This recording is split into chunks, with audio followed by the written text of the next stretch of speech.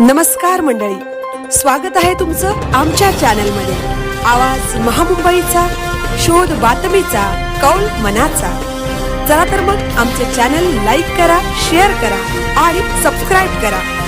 धन्यवाद।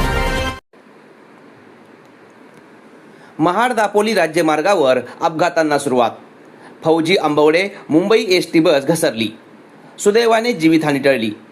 महाड दापोली राज्यमार्गावर मागील वर्षी शिरगावपासून आंग्रे कोंडपर्यंत अपघाताची मालिका मोठ्या प्रमाणावर पावसाळ्यात चालू झाली होती।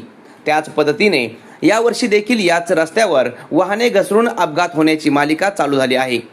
गुरुवारी फौजी आंबवडे मुंबई एसटी बस रस्त्यावरून घसरून अपघात झाला, सुदैवाने जीवितहानी टळली।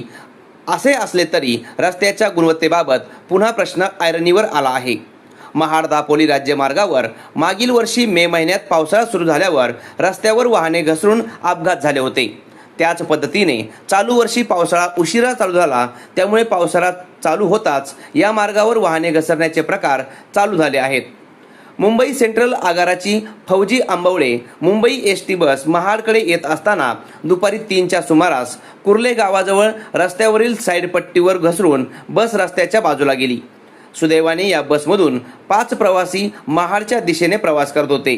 सुदैवाने कोणाला काही दुखापत झाली नसली तरी या रस्त्याच्या गुणवत्तेबाबतचा प्रश्न पुन्हा एकदा ऐरणीवर आला आहे। आवाज महामुंबईचा चॅनलसाठी मिलिंद खार पाटील, महाड।